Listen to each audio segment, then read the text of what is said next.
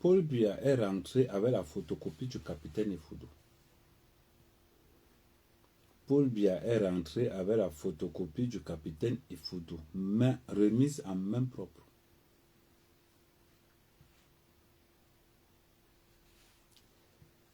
Donc,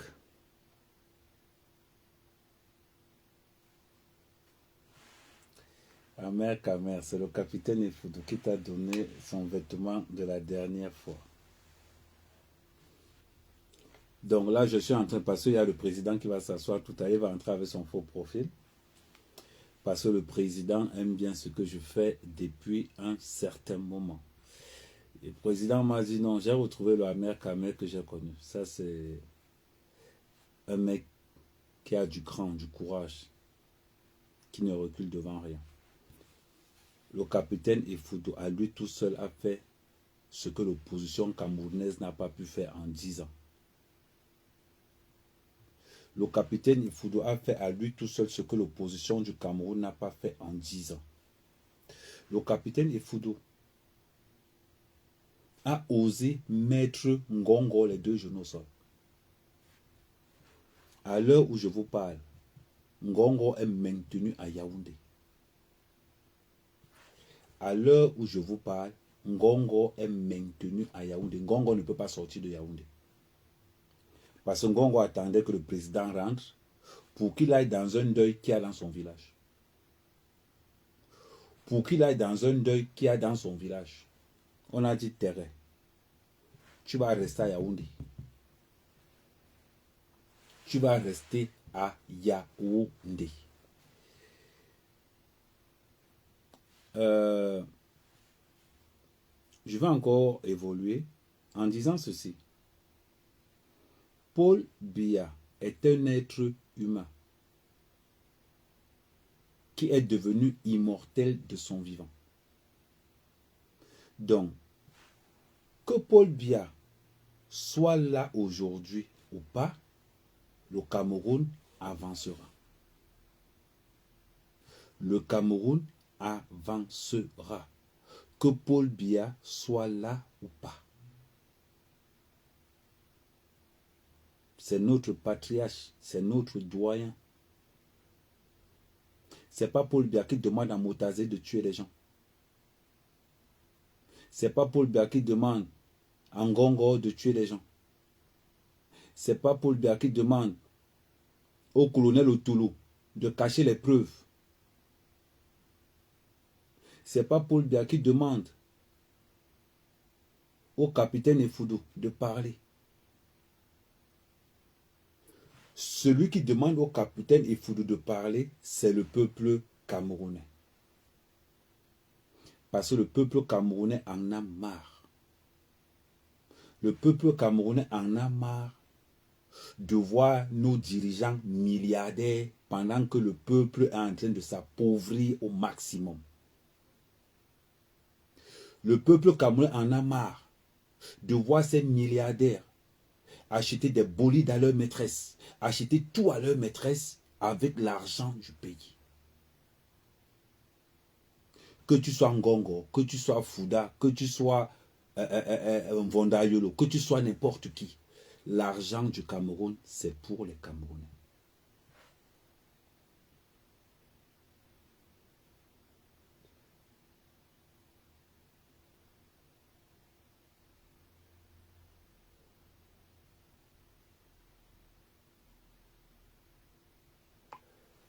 L'argent du Cameroun, c'est pour les Camerounais.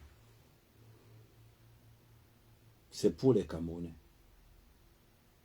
Ce n'est pas pour les maîtresses, ni les familles de ces ministres.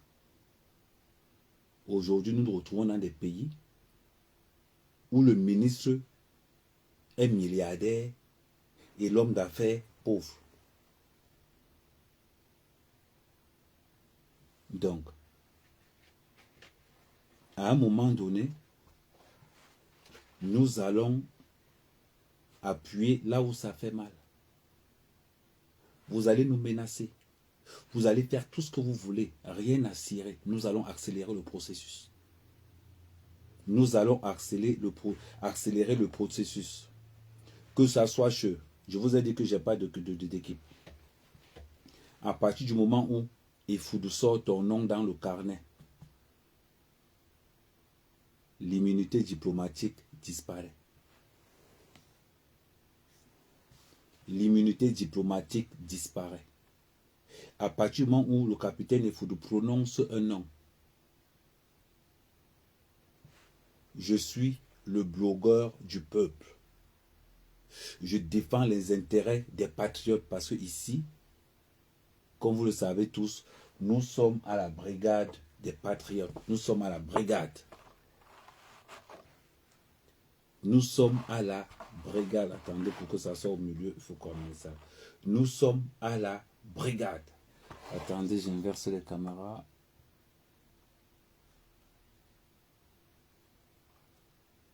Voilà.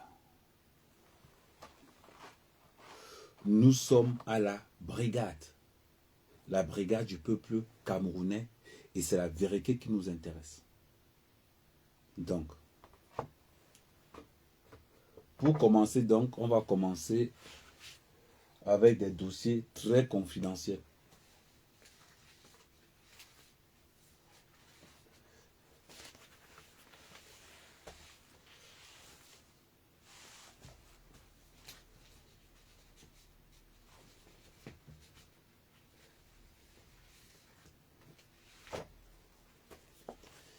Voilà.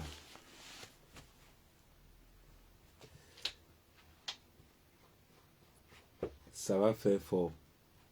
Ça, on le sait tous.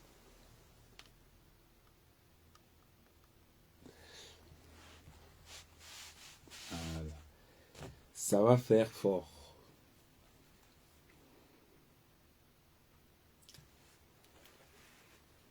Est-ce que c'est glacé là-bas? Junior Tongue, toi qui es donc beau, tu fais quoi? Tu as fait quoi? On a vu. Comment l'ambassade peut être laid? Ouais, pour bien rentrer, c'est le plus important. Donc, on va accélérer. On va commencer par dire des vérités qui fâchent. Nous sommes toujours sur l'affaire Martinez-Zogo. Nous sommes toujours sur l'affaire Martinez-Zogo. Pourquoi je dis que ce sont des vérités qui fâchent? Aujourd'hui, nous avons des documents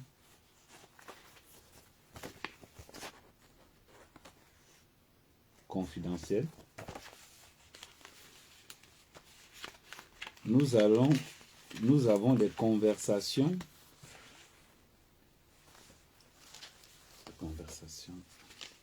Nous avons des conversations de Madame Céline Ngongo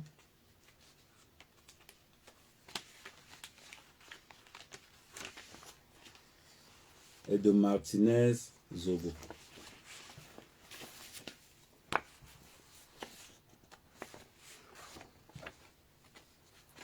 Nous avons les informations.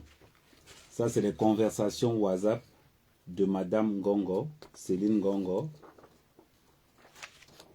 et de Martinez Zogo.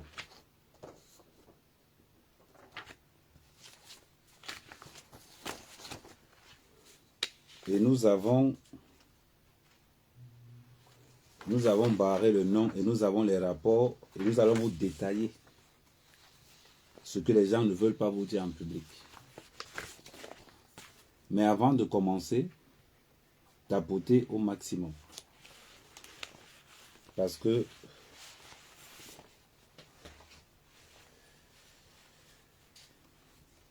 et en passant, j'aurai les photos. Je répète, j'aurai les photos que Ola Bébé avait transféré à quelqu'un. Quand je vous parle de que j'aurai les photos, c'est que mon informateur m'a dit, ah mais, il y a les nudes dehors. Mon informateur m'a dit, ah mais, il y a les nudes dehors. Donc j'aurai les photos. là où le gouvernement, là où le tribunal militaire ne veut pas parler, nous allons vous pousser à parler. Nous allons vous pousser à parler. Est-ce que c'est clair? Est-ce que c'est clair? Je répète encore, voilà les conversations de Madame Céline Gongo. Voilà les informations de Madame, les conversations de Madame Céline Gongo avec Martinez Zogo.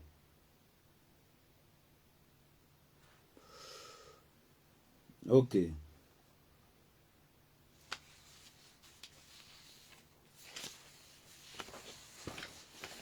Mais avant, je vais vous mettre d'abord l'audio. Parce que ici, c'est souvent bien de travailler avec des audios. Ça permet aux gens de savoir là où il y a le mal. On lance les audios.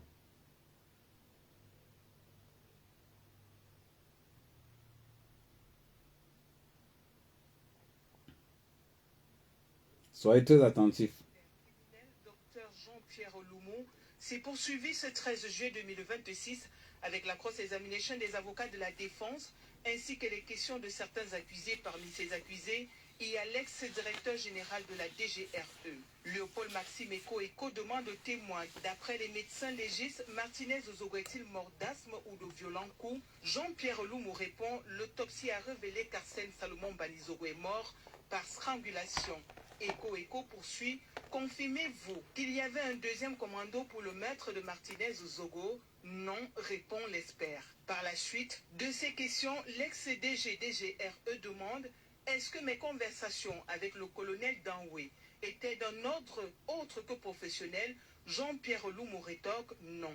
Eko insiste, avez-vous trouvé dans mes téléphones des conversations parlant de fusils, balles ou drogue?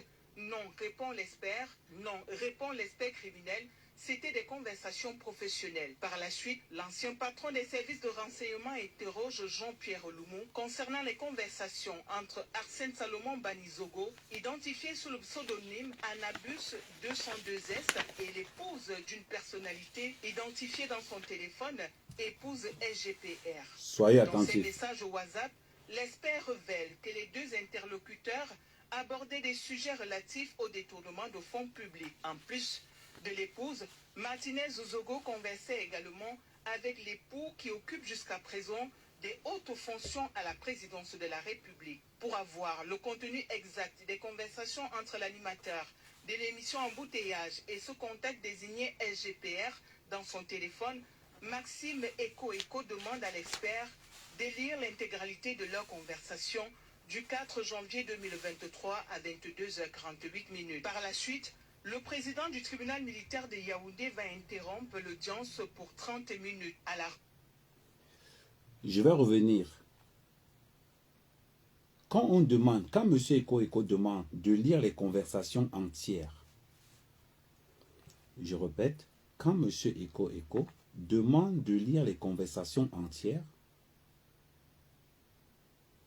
le tribunal dit, on fait une pause.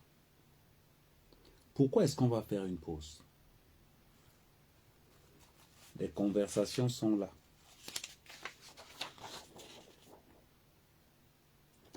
On va faire une pause, pourquoi? Parce que c'est une honte internationale. C'est une honte internationale et nationale. Je vais vous dire ce que Céline Gongo disait à Martinez Zogo. Ce qu'ils ont refusé de parler, nous avons reçu ça.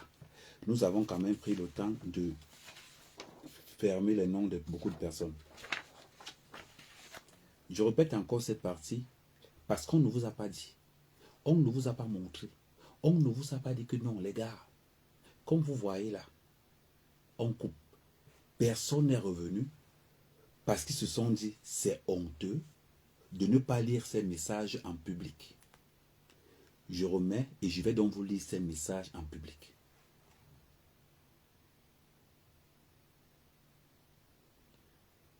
Délire l'intégralité de leur conversation du 4 janvier 2023 à 22h48. Par la suite, le président du tribunal... Aucun blogueur, je peux vous le dire avec certitude, n'a ça. Tout ce que j'ai à main là. Je répète, aucun blogueur n'a ces messages que j'ai à main. Aucun. Parce que nous fonctionnons sur la base des données.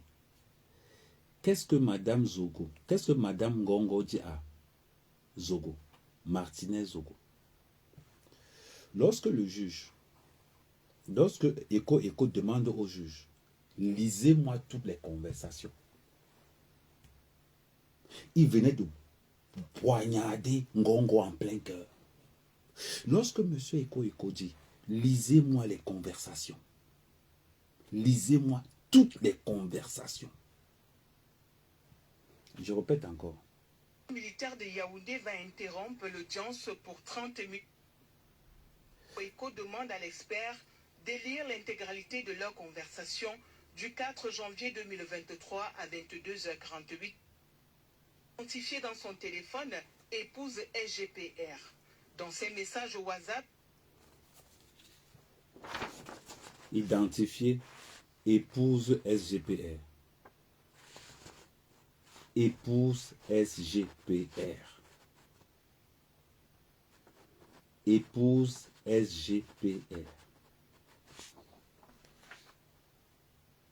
l'expert révèle que les deux interlocuteurs abordaient des sujets relatifs au détournement de fonds publics. En plus de l'épouse, Martinez Zogo conversait également avec l'époux qui occupe jusqu'à présent des hautes fonctions à la présidence de la République. Pour avoir le contenu exact des conversations entre l'animateur de l'émission Embouteillage et ce contact désigné SGPR dans son téléphone, Maxime Eko demande à l'expert de lire l'intégralité de leur conversation du 4 janvier 2023 à 22h48. Par la suite, le président du tribunal militaire de Yaoundé va interrompre l'audience pour 30 minutes. Pourquoi le président du tribunal va interrompre l'audience? Parce que ce qu'il y a là n'est pas digne d'une femme mariée. Qu'est-ce qu'il y a dessus? Madame Zogo dit ceci: Martinez, suce-moi les seins bébés.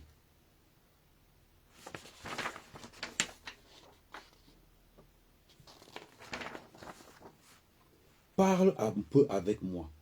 Tu me manques tellement. J'ai hâte de te revoir ce soir. Tu es la plus belle chose qui me soit arrivée. Je t'aime plus que tout. Merci d'être toujours là pour moi. Tu es mon soutien, mon bonheur. Voilà les conversations. Pourquoi on ne dise pas quand même. Ce qui fait mal encore dans l'histoire, c'est la partie où elle dit ceci. C'est très, très, très important. Suce-moi les seins. C'est trop bon. Déchire-moi si tu veux. Ce sont les conversations qu'on ne veut pas vous lire depuis là. Ce sont les conversations qu'on ne veut pas vous lire depuis. C'est ce que tout le monde cache. Que la femme de Ngongo disait à Martinez Zogo: suce-moi les seins, déchire-moi la culotte. Mon bébé, c'est trop bon. Mais le pire de l'histoire, c'est qu'il y a des nudes dehors. Vous comprenez pourquoi? Le pire de l'histoire, c'est qu'il y a des nudes dehors.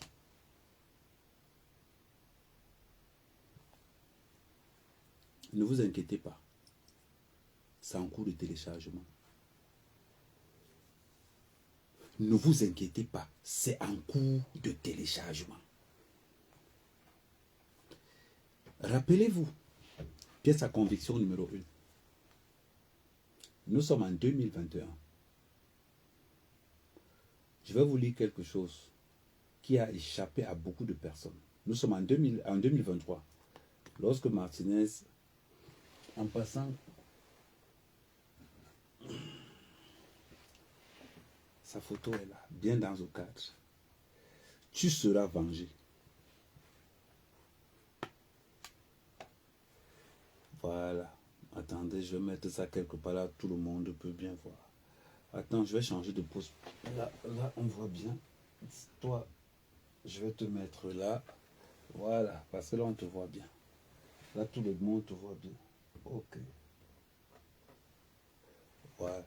Ah non, même jusque là, on ne te voit pas bien. On ne se voit pas, c'est pas grave. Mais Martinez est derrière. Ok.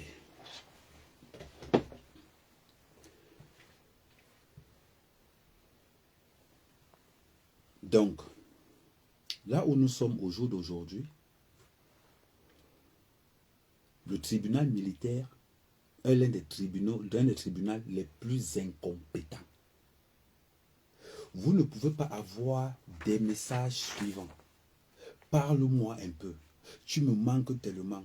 J'ai hâte de te revoir. Tu es la plus belle chose qui me soit arrivée. Je t'aime plus que tout. Merci d'être toujours là pour moi. Je veux que tu me suces les seins. Ouh, Seigneur, Seigneur, Seigneur. Déchire-moi si tu veux. C'est ce que la femme de Ngongo disait à Martinez Ogo dans des échanges torrides. Dans des échanges torrides. Quand je vous dis,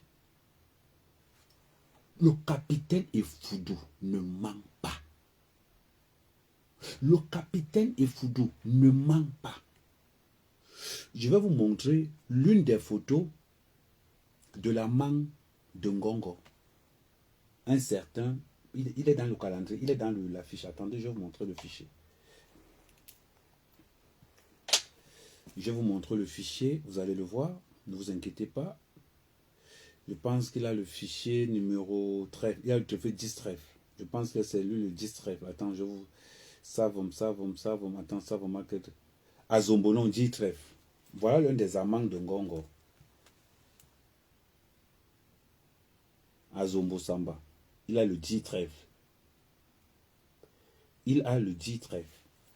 Quelle est la relation entre Azombo et Martin Savom? Quelle est la relation qu'il y a entre Azombo et Savom? La relation qu'il y a entre Azombo et Savom. Savom, c'est le bras armé de Ngongo. Savom, c'est celui-là qui organise l'assassinat de Martinez. C'est lui-là qui est dans le recrutement de l'assassinat de Martinez Zogo et de l'abbé Ola. Pourquoi l'abbé Ola est-il assassiné? L'abbé Ola est assassiné parce qu'on retrouve ses messages dans le téléphone de l'abbé Ola. Quand l'abbé Ola, rappelez-vous ceci, quand l'abbé Ola dit ceci, ce n'est pas Ngongo, ce n'est pas Amogo Belinga. Vous avez arrêté la mauvaise personne.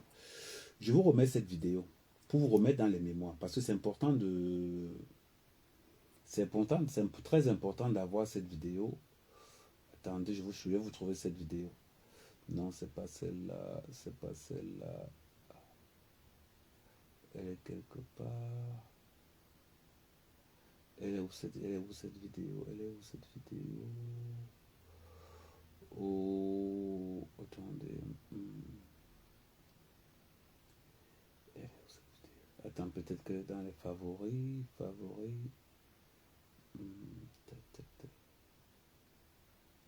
Donc, je vais remettre cette vidéo-là. Je vais vous remettre cette vidéo-là.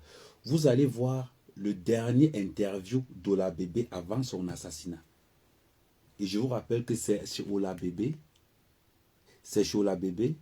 que Céline Ngongo passait la plupart du temps avec Martinez Zogo, parce que Martinez Zogo était déjà marié. Céline Ngongo était pour Martinez Zogo le porte-monnaie. On écoute.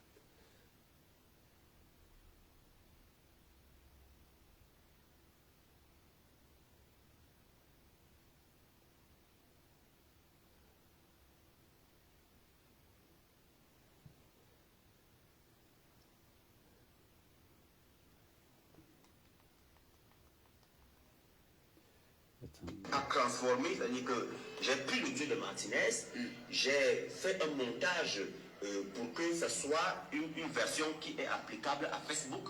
Et j'ai été le premier, n'est-ce pas, à diffuser l'émission en question. C'est-à-dire que de lundi 16, c'est-à-dire que vous dénoncez Jean Ngobelinga, j'ai été le premier à la diffuser sur mes pages et mes groupes Facebook. Donc, ce qui fait que les gens ont écouté ça, exactement ce qu'il disait. Et je vais vous rassurer que au départ, justement, tout portait à croire qu'il fallait regarder de ce côté-là. Vraiment, tout était réuni pour qu'on se dise que c'est le monsieur que Martinez indexait qui était vraiment... Qui serait le coupable. Voilà. Mais, lorsque je commence à réfléchir et à pousser un peu trop loin, je me rends compte que les Camerounais sont entraînés, n'est-ce pas, dans des fausses pistes depuis. Je ne vais pas citer peut-être les noms plus loin parce que je veux le dire, une enquête n'est jamais vraiment bouclée. Oui. Quand elle est ouverte, et puis il peut y avoir des rebondissements, il peut y avoir des complicités qui vont à plusieurs niveaux et tout et tout. Mais il y a un journaliste qui est du côté de la France qui a passé le temps à annoncer exactement ce qui allait se passer sur Martinez. Bon, maintenant, sauf qu'il a passé le temps à indexer justement celui qui allait le faire de manière violente. Et lorsque je fais mes recoupements et consorts, je me rends compte que soit ce journaliste, on l'a préparé, c'est-à-dire que de bonne foi, c'est-à-dire que celui qui allait poser l'acte lui a donné des informations, oui, sachant qu'il allait poser cet acte-là, mais il fallait orienter quelque part, soit alors lui-même savait, je veux dire qu'il l'a fait de manière naïve, c'est-à-dire ce journaliste, peut-être qu'il l'a fait de manière naïve, sans savoir que lui-même était utilisé pour une cause. Soit alors, effectivement, il savait, et je préfère ne pas accepter la deuxième hypothèse, c'est-à-dire que ce journaliste, pourquoi ne même pas le citer? Il s'agit de J. Ningono. Oui. Ouais. Alors, je dis, la deuxième hypothèse, c'est que soit lui-même a été la première, soit il a été utilisé par des gens qui allaient poser l'acte pour préparer l'opinion à ce que, mais sauf qu'il fallait orienter ça sur un individu qui est M. Jean-Pierre Ngobelinga. Vous comprenez? Soit alors, il a justement eu ces informations-là de ces gens qui ont posé l'acte, parce que dans tous les cas, ceux qui ont donné l'information comme J. Ningono, ceux qui lui ont donné l'information savaient exactement, sont ceux, pour moi, dans mon investigation, sont ceux qui ont posé l'acte contre Martinez et Zogo. C'est-à-dire que je ne les connais pas, vous ne me demandez pas si je les connais, mais je fais les analyses. Je dis bien, J. Ningono a commencé à dire ce qui allait se passer. Il a d'ailleurs parlé de doigts qui vont nous arracher, il a parlé de rien qu'on va faire si, il a parlé, n'est-ce pas, de dents, bref, les fractures qu'il annonçait ont été effectivement, c'est ça qui s'est passé. On va dire que celui qui a mis la puce à son oreille est celui qui a posé l'acte, parce qu'il savait exactement ce qu'il allait faire et il préparait. Maintenant, il fallait conditionner l'opinion. Voilà, il fallait donc appeler l'opinion, mais sauf qu'il fallait orienter l'opinion vers quelqu'un. Alors, deuxième chose, et là, je tiens ça de mes informateurs. Vous comprenez qu'en journalisme, on a presque d'informations qui est du côté de la France, qui attire mon attention parce qu'il est un ingénieur en audiovisuel et tout. Il attire mon attention parce qu'il me contacte et il me dit, voilà les éléments, voici. Est-ce que tu ne vois pas? Toi-même réfléchis, Père Jean-Jacques. Réfléchis simplement. Alors il attire mon attention sur la vidéo qui circule. La vidéo où on voit Martinez talonné par deux véhicules, une berline et une Pajero Mitsubishi. Il me dit, lorsque tu regardes cette vidéo, d'un, n'est pas des caméras de surveillance de la police, deux, ce n'est même pas des caméras de surveillance, parce qu'une caméra de surveillance, lorsque elle filme quelque chose, il y a de la numérotation, c'est-à-dire qu'il y a les heures, les dates même qui sont là, qui tournent en boucle. Alors quand vous voyez cette vidéo-là, regardez très bien, c'est un appareil qui est de quelqu'un qui portait figé, un appareil figé. Voilà, et la personne est en hauteur. Et la personne qui filmait ce jour, Martinez, savait exactement ce qui allait se passer. Quelques jours après, et d'ailleurs, mon attention est également attirée sur le fait que, effectivement, La vidéo a été publiée par mise dehors par un certain Boris Bertol. Justement, Boris Bertol est le seul qui publie, n'est-ce pas, cette vidéo qui part partout. Il est le seul qui publie la vidéo et il prend bien soin. Si vous regardez très bien la publication de cette vidéo-là, il prend bien soin de cacher certains éléments avec son nom et certaines choses-là et tout. Bref, il essaye de masquer certaines choses. Et c'est fait à dessein. Alors, vous voyez donc que cette vidéo, lorsque je pousse encore les analyses, les réflexions, je me rends compte que en réalité, cette vidéo n'a pas été prise le jour où on enlève Martinez. Cette vidéo est prise bien longtemps avant. C'est-à-dire que les gens, sachant qu'ils vont préparer leur coup, alors il fallait justement avoir cette vidéo pour induire l'opinion en erreur. Et justement, Boris Bertol a été utilisé. Soit il a été utilisé de manière naïve, soit alors Boris Bertol sait également, parce que la réponse, une fois de plus, se trouve chez celui qui a envoyé, parce que Boris Bertol n'est pas au Cameroun. Puisqu'il a dit que Martinez avait orchestré lui-même son enlèvement. Il l'a dit, je l'ai interpellé plusieurs fois pour dire. Et qu'il était en train de boire du bon vin. Voilà, d'ailleurs c'est l'une des personnes qui ont lancé un flou, qui n'ont pas voulu qu'on fasse les recherches au départ. C'est-à-dire que pendant que j'attirais leur attention pour dire attention Martinez, même si il a simulé ça, cherchons-le d'abord. Trouvons-le d'abord et puis on va lui faire le procès de ça. Mais pour le moment, il n'est pas trouvable. On dit qu'il boit le vin quelque part. Comment? Alors, Boris Bertol, soit il... Est-ce que vous voyez? Ils ont compris que, et vous allez voir, que dans cette interview, c'est l'interview qui entraîne la mort de la bébé. C'est l'interview qui amène la mort de la bébé. Je tiens à vous rappeler une chose. Boris Bertol travaillait pour Ngongo. J. Remingono travaillait pour Ngongo. Paul Chuta travaillait pour Ngongo. Zumento travaillait pour Ngongo. Ils ont tout mis en place.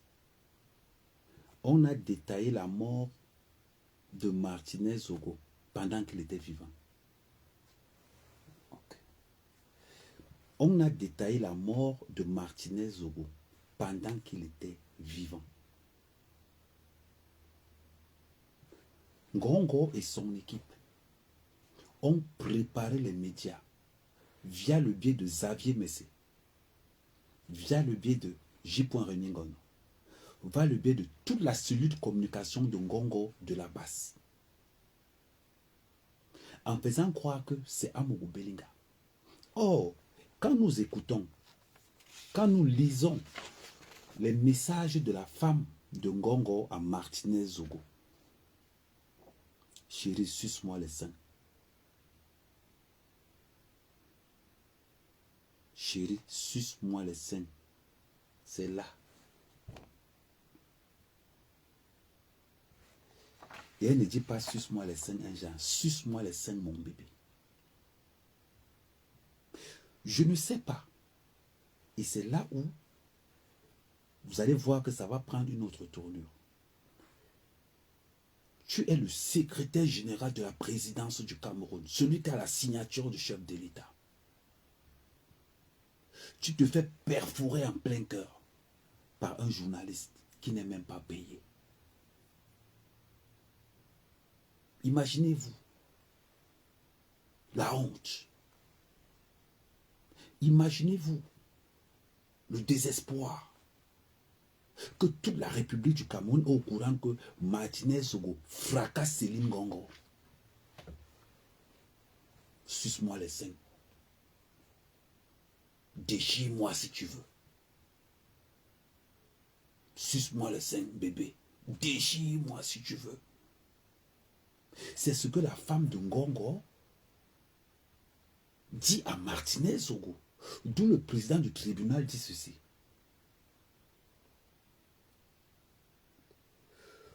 D'où lorsque quand Eko dit arrêtez-moi, lisez-moi tout, le président du tribunal militaire dit pause. Le tribunal militaire vient leur dire, est-ce qu'on doit lire ça devant les gens? Est-ce que nous devons lire ça devant les caméras? La femme de Ngongo, Céline Ngongo, en train de dire à Martinez Ogo, suce-moi le sein, mon bébé, déchire-moi si tu veux.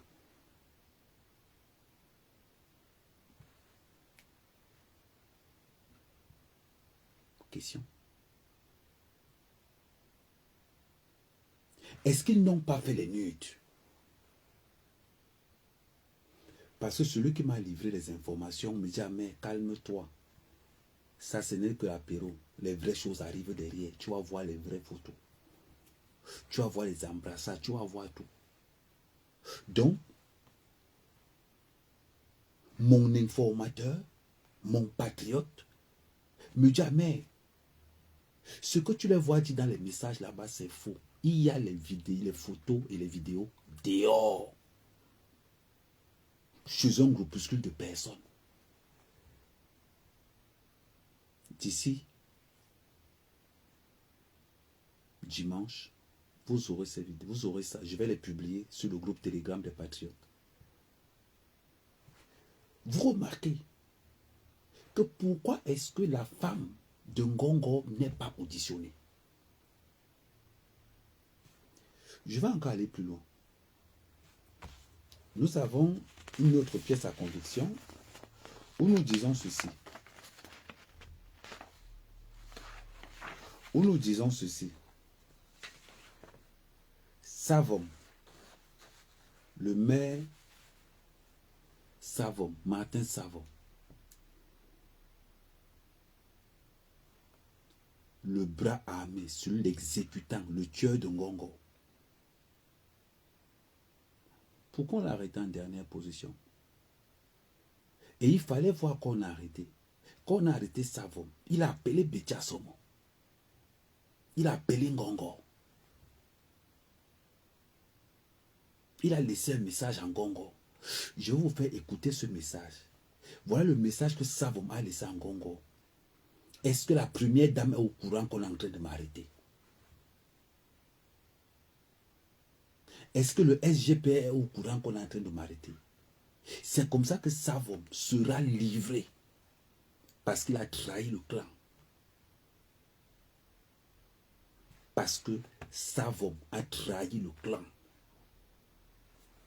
Quel est le lien entre Savon et là, soyez attentifs.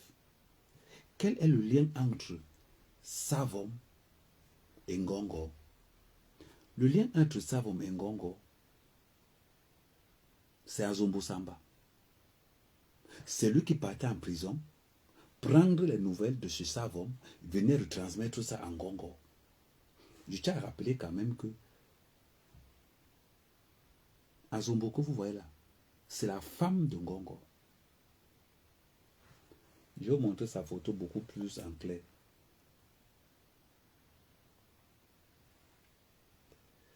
Je vais vous montrer sa photo beaucoup plus en clair.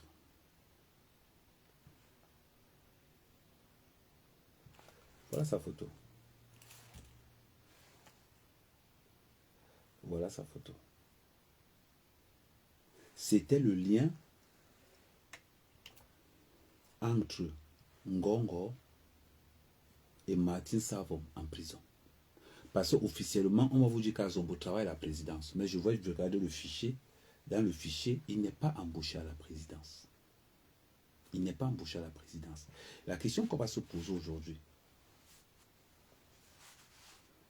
pourquoi est-ce que la femme de Ngongo n'est pas auditionnée? Pourquoi jusqu'à présent, la femme de Ngongo n'est-elle pas auditionnée? Je vais revenir quelque chose. Je vais revenir sur le capitaine Efoudou. Je vais revenir sur le capitaine Efoudou. Écoutez le capitaine Efoudou avec vos oreilles et votre cerveau. N'écoutez pas le capitaine Efoudou avec les yeux. Branchez votre cerveau. Parce que le capitaine Efoudou ne ment pas. Il dit la vérité.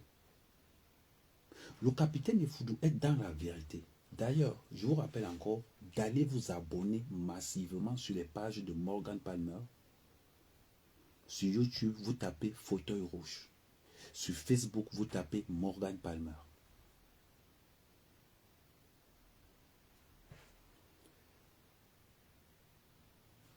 Mes informateurs ne mentent pas. Parce que pour avoir toutes les conversations du téléphone de Martinez Zogo, il faut être bon. Pour avoir toutes les informations du téléphone, il faut être fort. Parce que je n'ai pas que les informations, j'ai aussi les informations du téléphone de Martinez Zogo au pasteur Ola Bébé.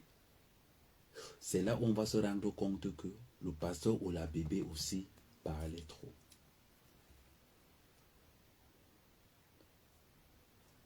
Qu'est-ce que le tribunal vous cache? Qui a les nuits de dehors?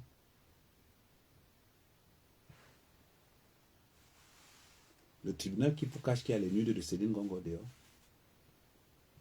Est-ce que c'est ça que le tribunal vous cache? Je m'adresse au tribunal militaire. Nous allons vous obliger à dire la vérité devant le peuple camerounais. Nous allons vous obliger de dire la vérité devant 30 millions de patriotes. Le capitaine Efudou ne peut pas mentir. Je répète, le capitaine Efudou ne peut pas mentir. Comme on continue à tapoter ceux qui sont sur Facebook et sur TikTok, tapoter. Parce que mon live a des restrictions. Voilà ce que je vais faire. Comme mon live a des restrictions, je vais couper le live sur TikTok et je vais le relancer encore. Donc, je vais le couper sur TikTok et je vais le relancer parce qu'il y a des restrictions quand je montrais la vidéo. Donc, je coupe le live et je le relance sur TikTok.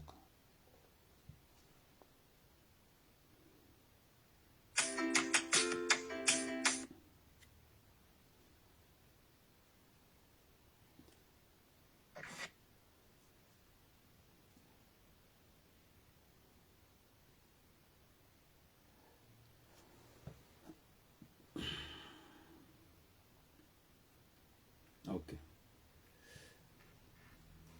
Donc, on continue sur Facebook. Je vais couper, je vais relancer sur TikTok. La femme de Ngongo a aussi des secrets de Ngongo. Ça arrive. Les conversations confidentielles qu'il y avait entre la femme de Ngongo et Martinez Zogo,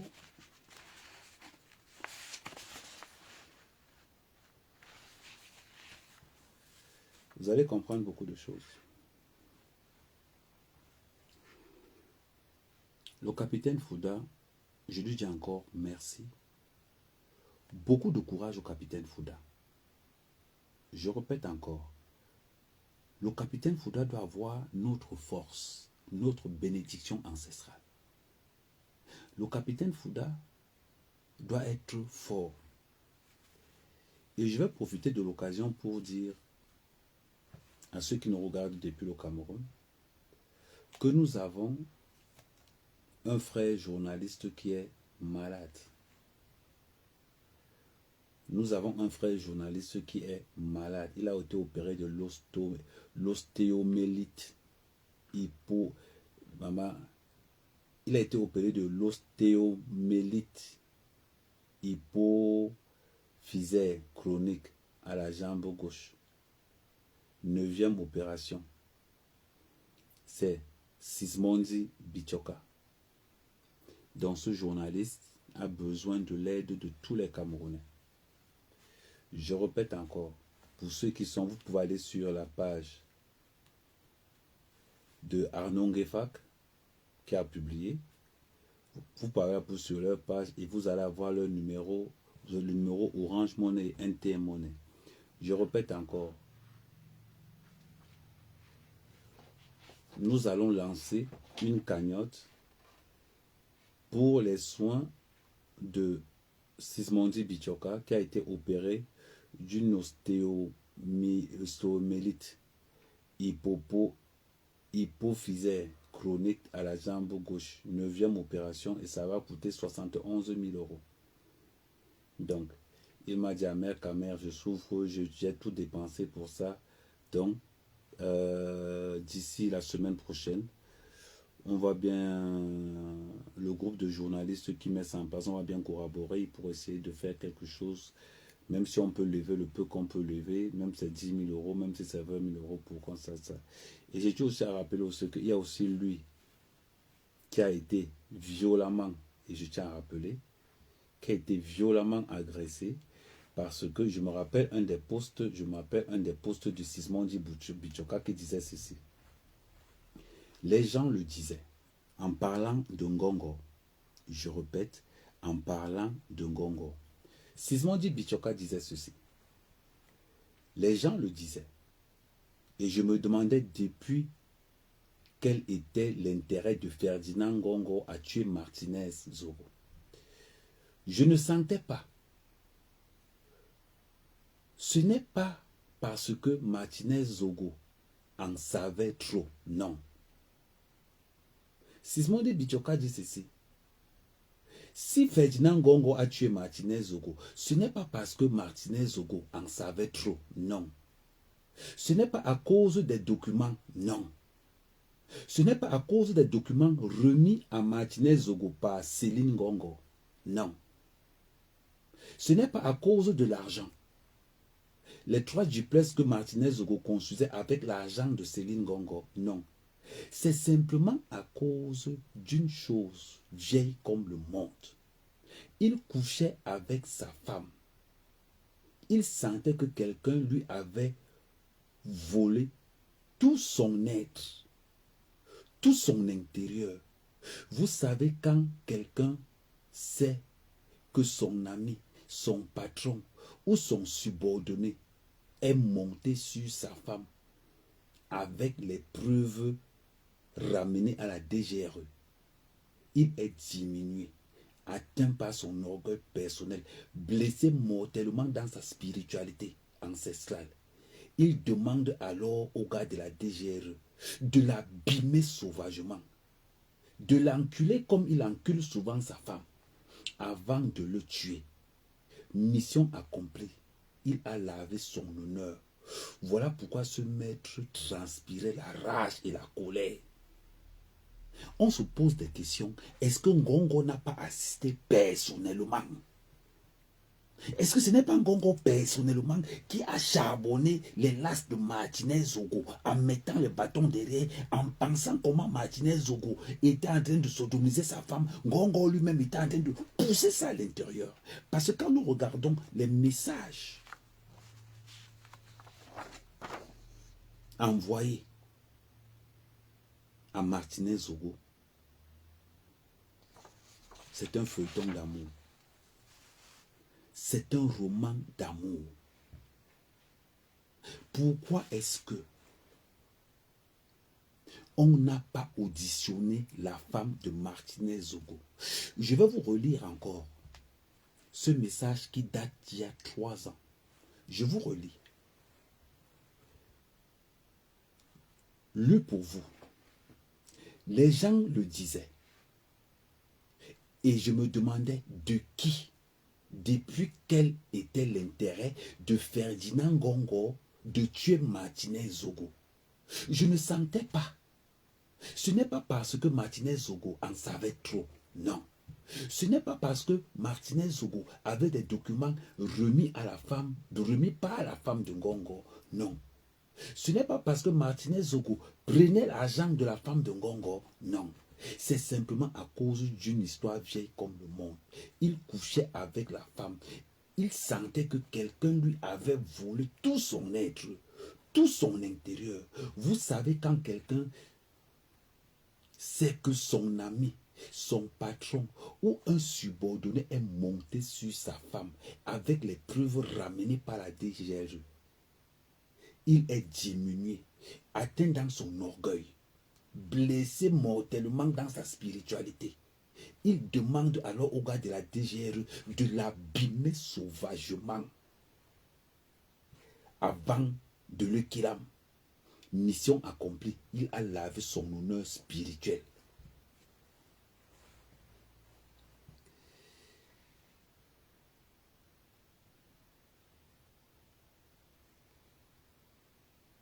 Est-ce que c'est glacé? Quand le capitaine Ifoudou vous dit que l'organisateur de la mort de Martinez Zogo Senghongo, il est clair, il est posé, et les preuves viennent à moi. Le capitaine Ifoudou ne parle pas comme quelqu'un qui est pressé. Parce que pendant que Martinez Zogo se fait violenter par Ngongo, Amougou Belinga se fait aussi emprisonner parce qu'il pense que, et dis même Amougou Belinga, l'amiral Joseph Fouda emprisonne Amougou Belinga parce qu'il pense que Amougou Belinga fait le même travail que Martinez Zogo. Oh, tout le monde sait. La femme de Fouda est reconnue comme une mendiante internationale par toutes les femmes des ministres. Tout le monde sait que je ne mens pas.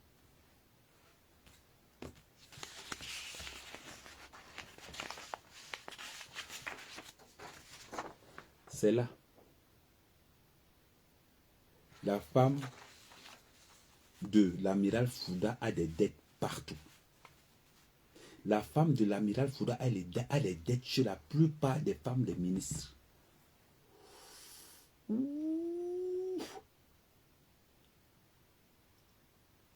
On va revenir donc à autre chose.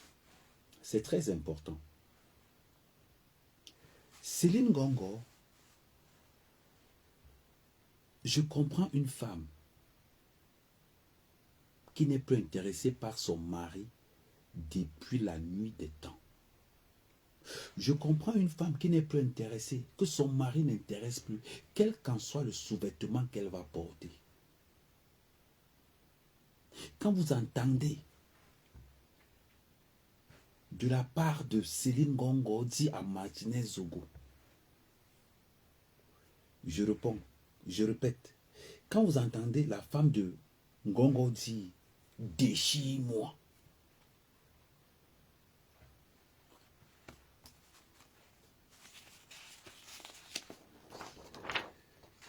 c'est écrit en noir et blanc. Déchire-moi. Suce-moi les seins, mon bébé, c'est trop bon. Déchire-moi si tu veux.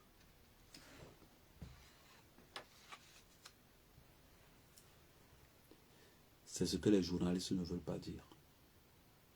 Mais je vais vous remettre une petite partie pour vous rafraîchir la mémoire. Parce que c'est très important de rafraîchir la mémoire, surtout quand on est avec Kamer. Écho insiste, avez-vous trouvé dans mes téléphones des conversations parlant de fusils, balles ou drogue? Non, répond l'expert. Non, répond l'expert criminel. C'était des conversations professionnelles. Par la suite, l'ancien patron des services de renseignement interroge Jean-Pierre Loumon concernant les conversations entre Arsène Salomon Banizogo, identifié sous le pseudonyme Anabus 202S, et l'épouse d'une personnalité identifiée dans son téléphone, épouse SGPR. Dans ses messages WhatsApp, l'expert révèle que les deux interlocuteurs abordaient des sujets relatifs au détournement de fonds publics. En plus de l'épouse, Martinez Zogo conversait également avec l'époux qui occupe jusqu'à présent des hautes fonctions à la présidence de la République. Pour avoir le contenu exact des conversations entre l'animateur de l'émission Embouteillage et ce contact désigné SGPR dans son téléphone, Maxime Écho demande à l'expert de lire l'intégralité de leur conversation du 4 janvier 2023 à 22h48. Par la suite, le président du tribunal militaire de Yaoundé va interrompre l'audience pour 30 minutes. Pourquoi est-ce que le président doit interrompre l'audience? Quand Écho demande de lire tous les messages qu'il y a dans le téléphone de Martinez Zogo, pourquoi Et je répète encore, elle est très importante cette question. Pourquoi est-ce que quand Echo demande de lire toutes les conversations qu'il y a entre Martinez Zogo et la femme de Ngongo, Céline Ngongo, c'est parce qu'on allait lire ceci. Parle avec moi un peu. Tu me manques tellement. J'ai hâte de te revoir. Tu es la plus belle chose qui me soit arrivée dans la vie. Je t'aime plus que tout. Merci d'être toujours là pour moi. Merci d'être toujours là pour moi. Pour ceux les gens, faites des captures d'écran. Faites des captures d'écran. De toute façon, je vais publier toutes les conversations du téléphone sur mon... Juste après le live, je vais publier toute la conversation téléphonique entre Martinez Zogo et la femme de Ngongo.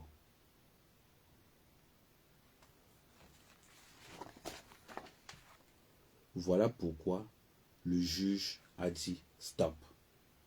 Attendez d'abord. Venez. Je remets encore cette partie-là. À l'expert de lire l'intégralité de leur conversation du 4 janvier 2023 à 22h48 minutes. Par la suite, le président à 22h48 minutes. Le président du tribunal militaire de Yaoundé va interrompre l'audience pour 30 minutes à la reprise de... Pourquoi le président du tribunal militaire? Pourquoi est-ce que le président du tribunal militaire va interrompre l'audience? Parce que son patron s'appelle Ngongo. Parce que son patron s'appelle Ngongo. Ngongo demande, parce qu'il ne peut pas passer les messages intimes de sa femme devant toutes les caméras du monde entier. Voilà pourquoi il va appeler. Il va d'abord dire stop. Quand il part dans son bureau, il prend son téléphone. Allô? Oui, patron. On demande de lire les messages de ta femme et de Martinez. Ngongo dit, si tu lis les messages là, le lendemain tu sautes. Ils sont obligés d'appeler les deux parties pour poser la question suivante. Est-ce que ça vaut la peine d'humilier une femme à Monjo Vision? Est-ce que ça vaut la peine à Monjo Vision de dire ceci? Déchire-moi comme tu veux, bébé. Suce-moi les seins, mon bébé. Voilà ce qui faisait mal. Voilà ce qui faisait mal. Que Ngongo, secrétaire général à la présidence du Cameroun, on est en train de voir, expliquer à Monjo Vision, comment un petit journaliste qui gagnait 70 000 francs par mois est en train de broyer, de concasser, de brutaliser le Nton. Parce que quand tu entends dans les messages de la femme de Ngongo, déchire-moi si tu veux. Est-ce que ça ne vous rappelle pas la mort de Martinez Zogo? Suce-moi les seins.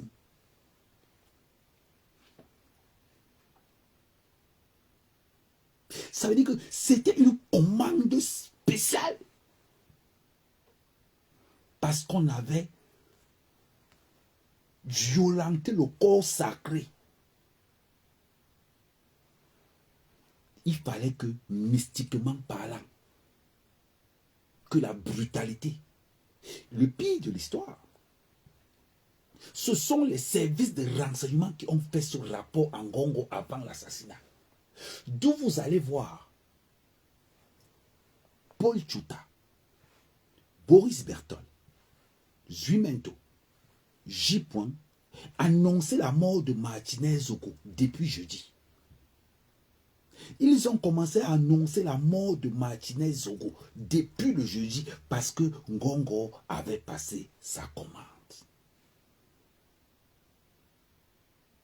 Parce que Ngongo avait passé la commande. Je veux qu'on me brutalise le gars là, qu'on me le tchouk les bâtons dans l'anus, qu'on le brutalise, qu'on le chabam. C'est ce que les experts vont découvrir.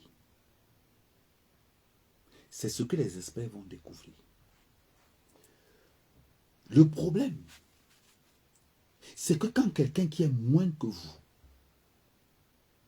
quelqu'un qui vous a toujours appelé mon père, mon grand frère, j'ai faim. Pendant qu'il te dit qu'il a faim, pendant que Ngongo donnait les miettes à Martinez Zogo, Martinez Zogo fracassait sa femme de l'autre côté. Les messages sont là. Les messages sont là. Les messages qu'on ne veut pas lire à la République du Cameroun. Vous avez qu'il aime un journaliste. Et pour vos bêtises, pour vos sans caleçons, vous ne voulez pas qu'on dise les messages hot que Martinez Zogo et Céline Ngongo s'envoyaient. Il y a eu mort d'homme. Je demande à ce tribunal militaire, pourquoi avez-vous refusé de lire ces messages en public? Pourquoi avez-vous refusé de lire ces messages en public? Je vais te sucer les seins, mon bébé. Déchire-moi, mon bébé. Froisse mon tot. Pourquoi vous avez refusé de montrer ça en public? Jusqu'à le juge va faire un temps mort en disant stop. Stop. J'appelle d'abord mon patron. C'est écrit en noir et blanc. C'est pas Ahmed Kamel qui était là-bas. Parce que, je remets encore cette partie, elle est très importante. La République, pour avoir le contenu exact des conversations entre l'animateur de l'émission Embouteillage et ce contact désigné SGPR dans son téléphone, Maxime Eko demande à l'expert de lire l'intégralité de leur conversation du 4 janvier 2023 à 22h48. Par la suite, le président du tribunal militaire de Yaoundé va interrompre l'audience pour 30 minutes. À la reprise de l'audience à 17h, l'accusé Eko a sollicité et obtenu la lecture d'une annexe de la conversation du 4 janvier 2023 à 22h28 entre une haute personnalité de l'État en service à la présidence de la République et Martinez Zogo sous le pseudonyme Anabus 202S. Après lecture par Jean-Pierre Loumou, l'ex-DG-DGRE va lui demander s'il confirme devant le tribunal que cette conversation a bel et bien été extraite du téléphone d'Anabus 202S. L'expert va répondre par l'affirmative. Et Maxime Eko de répondre. L'expert confirme que ces messages que j'ai, ce sont des messages qui sont extraits du téléphone de Martinez Zogo. Ces messages-ci.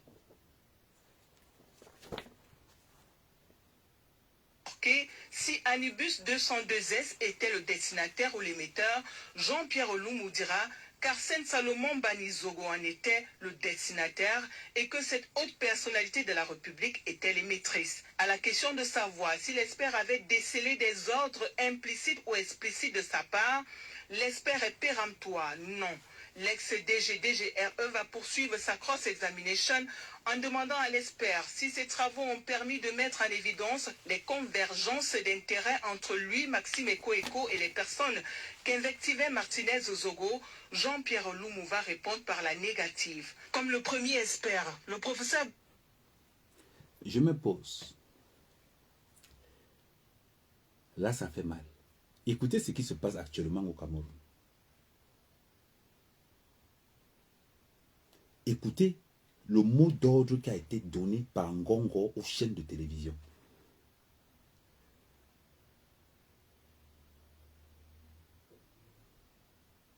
Et donc j'arrive au stade, on me dit arrêtez d'en parler. Je leur ai dit, Dimanche prochain, si vous n'ouvrez pas la cellule et que vous me mettez dans votre cellule, j'en parlerai. En fait, le dossier, c'est, je l'ai compris dès le premier jour. Quand on m'a dit que c'est la dernière fois que je te prononce, alors que je me soucie, qui a tué Martinez Zogo? C'était ça mon objectif dès le départ. Est-ce qu'on peut faire une pression pour que la vérité apparaisse? C'est là où je dis. Et d'ailleurs, à votre suite, je peux vous parler de quelque chose que j'ai vécu, parce que ayant été convoqué au CED, oui.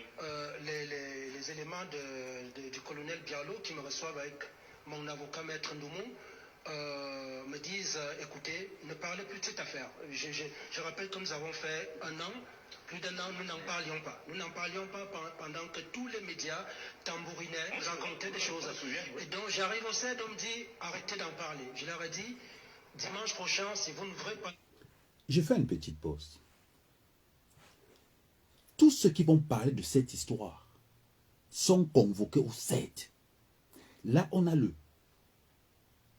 le Philippe Bonnet qui présente l'émission Club d'élite qui était convoqué au CED. On lui donne l'instruction au CED. On ne veut plus que vous parlez de ça.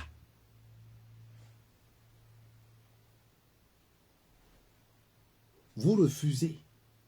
Et ça, je prends l'opinion publique internationale et nationale à témoin. Vous refusez qu'on parle de quoi? De la mort de Martinez Zogo? Mais où, mon frère? Vous refusez qu'on parle de quoi? Attendez, je mets ça devant là. Voilà. Comme ça, tout le monde... Attends, on va faire ça. Comme ça, tout le monde regarde. Vous ne voulez pas qu'on parle de quoi? De la mort de Martinez Zogo? De la mort de Martinez Zogo? Où la femme de Ngongo écrit à Martinez Zogo, déchire-moi le don. Chope-moi le sein. Chope-moi le sein. Mon bébé. Elle rajoute mon bébé. C'est écrit en noir et blanc. L'espère Bichoka. Et je répète encore quelque chose. Et c'est là où ça devient intéressant. Lors de...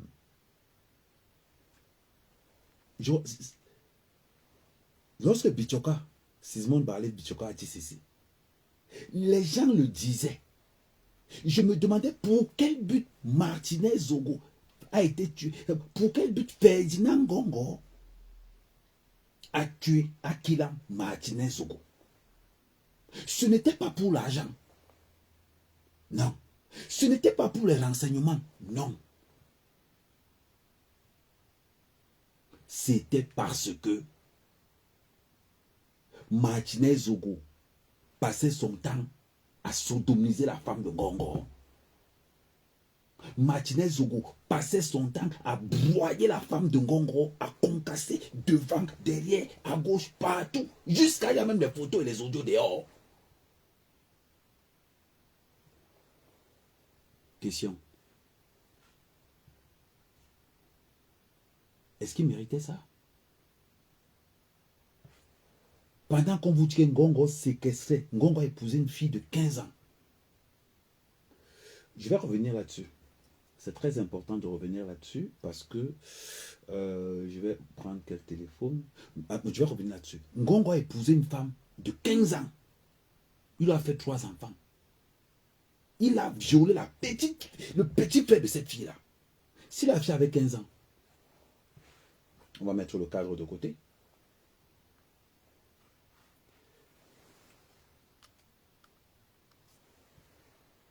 Si la fille avait 15 ans, son petit frère avait quel âge?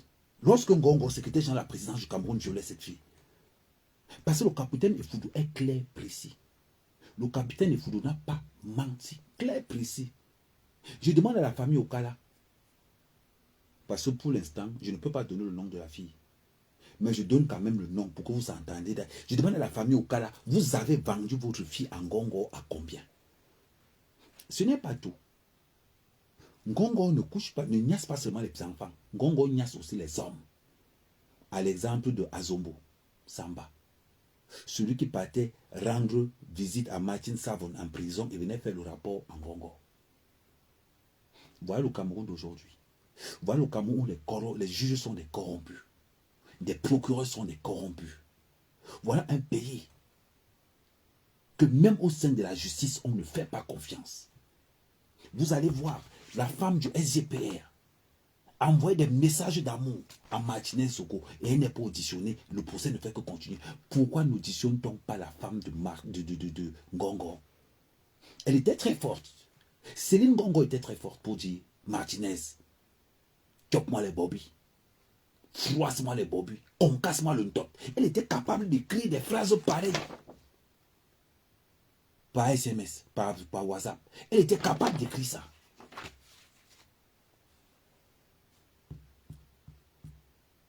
Et pendant qu'elle était filée par son mari.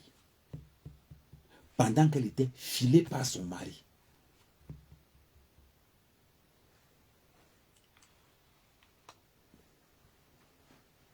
Je vais dire quelque chose.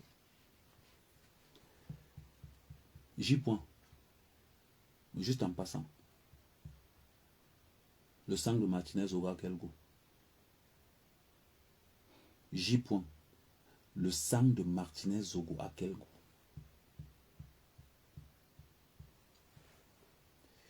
On va revenir sur quelque chose. Boris Berthold. Le sang de Martinez Zogo a quel goût? J'aimerais qu'on me donne un peu, qu'on me dise un peu quel est le goût du sang de Martinez Zogo.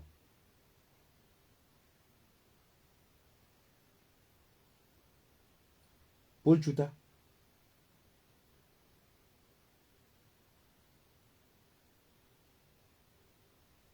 Paul Chuta, le sang de Martinez Zogo a quel goût? J'aimerais qu'on me dise. Je veux savoir. Je vais vous faire écouter quelque chose. Je vais vous faire écouter quelque chose.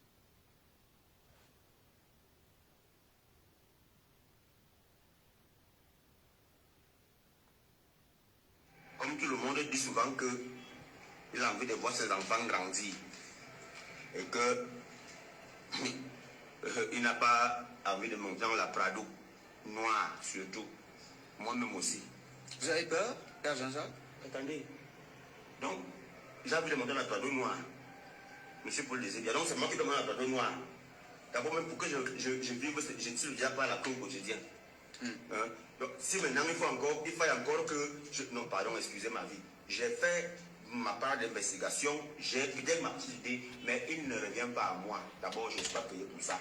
Que les gens qui sont d'ailleurs le chef d'État instruit, la gendarmerie, la police pour mener cette enquête-là, ils sont d'ailleurs payés chèrement pour ça. Qu'ils fassent leur travail et qu'ils nous disent qui a posé là. Mais moi, je vous ai dit, on nous a induits en erreur.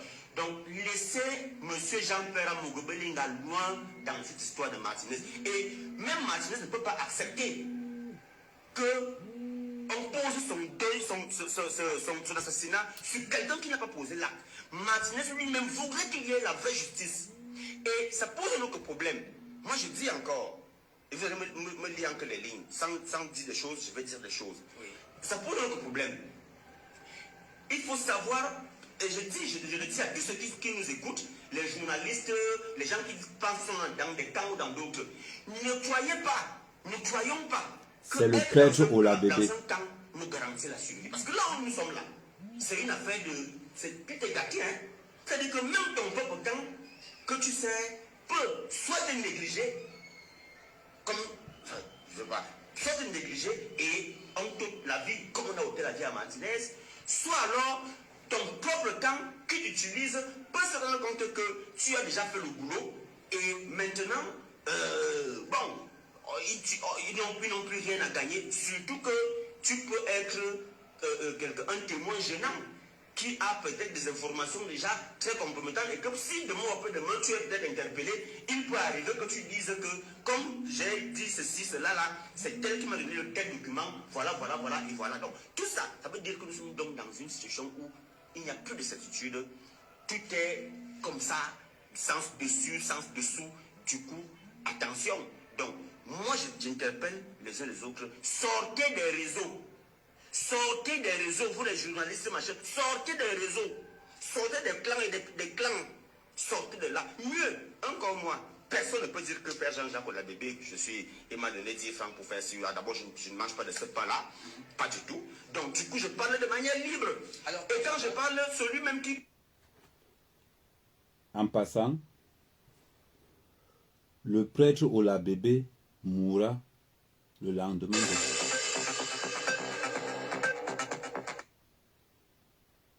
En passant, le prêtre Ola Bébé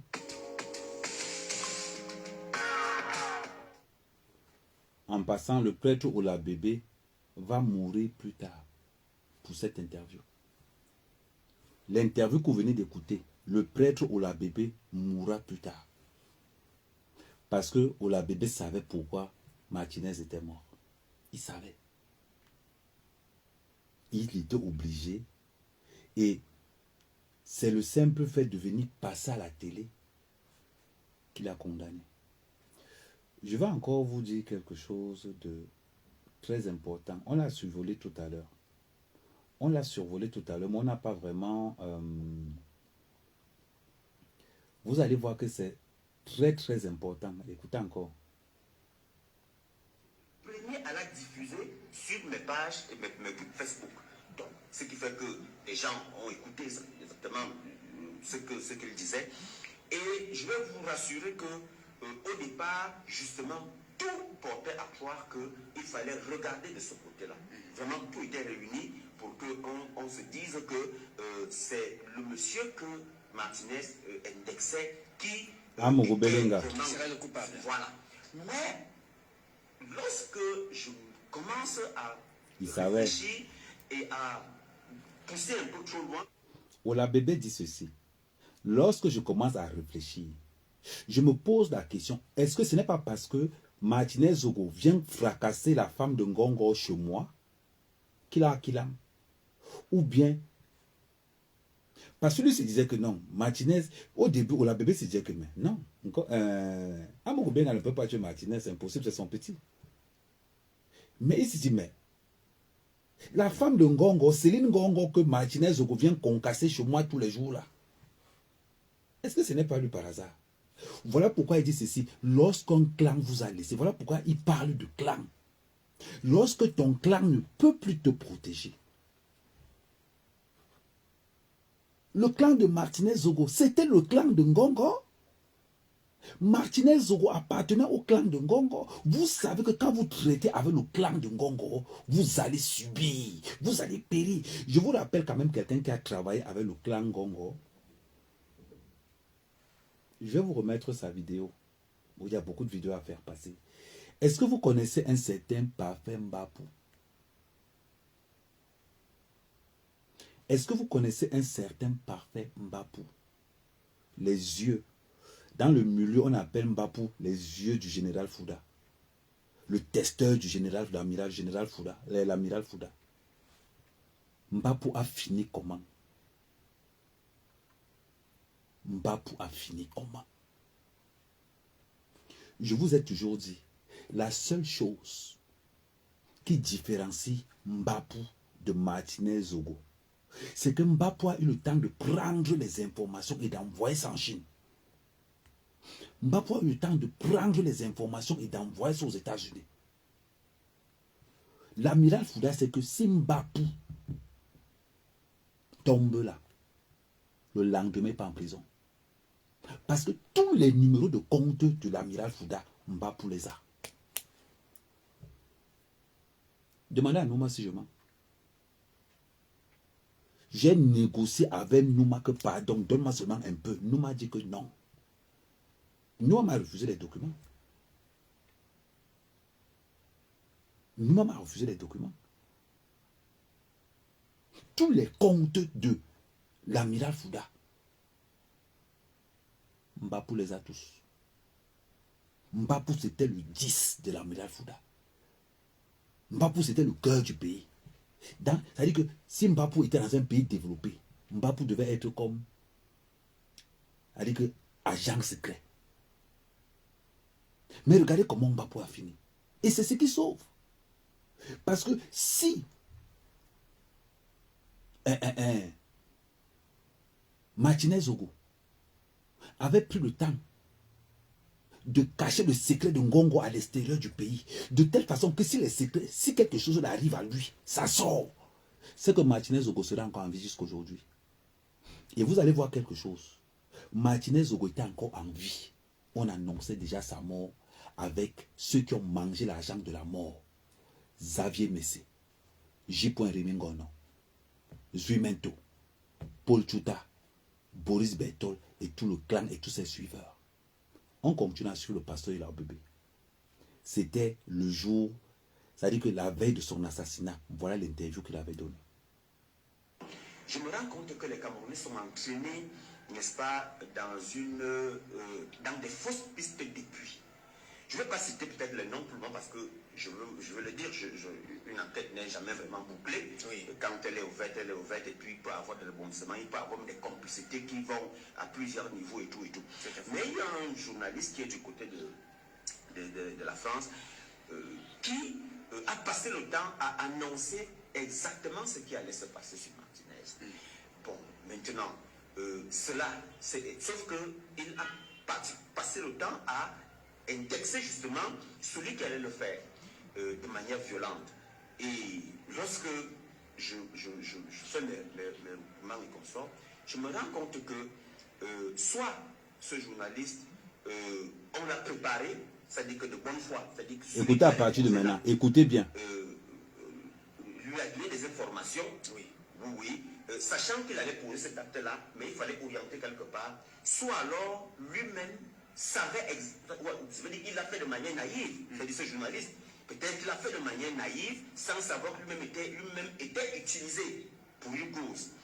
Soit alors, effectivement, il savait, et je préfère ne pas accepter la deuxième hypothèse, c'est-à-dire que ce journaliste, pourquoi ne même pas le citer? Il s'agit de J. Rimingono. Oui. Ouais. Alors, je dis, la deuxième hypothèse, c'est que soit lui-même a été, la première, soit il a été utilisé par des gens qui allaient poser l'acte pour préparer l'opinion à ce que, mais sauf qu'il fallait orienter ça sur un individu qui est M. Jean-Pierre Amourou Belinga. Vous comprenez? Soit alors, il a justement eu ces informations-là de ces gens qui ont posé l'acte, parce que dans tous les cas, ceux qui ont donné l'information à J. Rimingono, ceux qui lui ont donné l'information savaient exactement, sont ceux, pour moi, dans mon investigation, sont ceux qui ont posé l'acte contre Martinez Zogo. C'est-à-dire que je ne les connais pas, vous ne me demandez pas si je les connais, mais je fais les analyses. Je dis bien, J. Rimingono a commencé à dire ce qui allait se passer. Il a d'ailleurs parlé des doigts qui vont être arrachés, il a parlé des rien qu'on va faire si, il a parlé, n'est-ce pas, des dents, bref, les fractures qu'il annonçait ont été. Je me pose. Quand vous écoutez ce que Ola Bébé dit, c'est ce que J. disait, qu'on allait le fracasser les doigts, et vous allez voir que le Kilam de Martinez Zogo a un rapport avec ce qui se passe sur le WhatsApp. On a enculé Martinez Zogo. Tout comme Martinez Zogo enculait Céline Gongo. On a arraché les doigts de Martinez Zogo, les ongles, parce que c'est écrit que froisse-moi les seins, froisse-moi le dos. C'est écrit, ce que je vous dis là, tout le monde sait que c'est vrai. C'est là, tout le monde sait que c'est vrai. Tout le monde a ça. C'est glacé. Déchire-moi.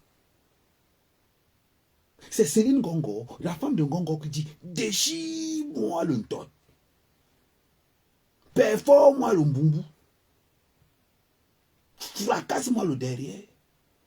Et c'est tout ce que le corps de Martinez Zogo a subi.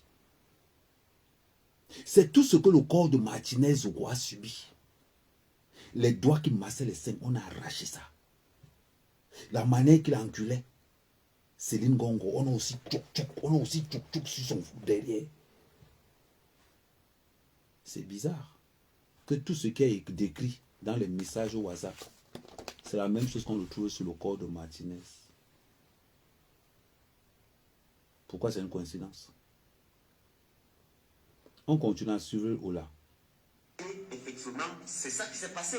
On va dire que celui qui a mis la puce à son oreille est celui qui a poser l'acte parce qu'il savait exactement ce qu'il allait faire et il préparait. Maintenant, il fallait conditionner l'opinion. Voilà, il fallait donc apprêter l'opinion, mais sauf qu'il fallait orienter l'opinion vers quelqu'un. Alors, deuxième chose, et là, je tiens ça de mes informateurs. Vous comprenez qu'en journalisme, on ne travaille pas sur cette information qui est du côté de la France, qui attire mon attention parce qu'il est un ingénieur en audiovisuel et tout. Il attire mon attention parce qu'il me contacte et il me dit, voilà les éléments, voici. Est-ce que tu ne vois pas? Toi-même réfléchis, Père Jean-Jacques. Réfléchis simplement. Alors il attire mon attention sur la vidéo qui circule. La vidéo où on voit Martinez talonné par deux véhicules, une berline et une Pajero Mitsubishi.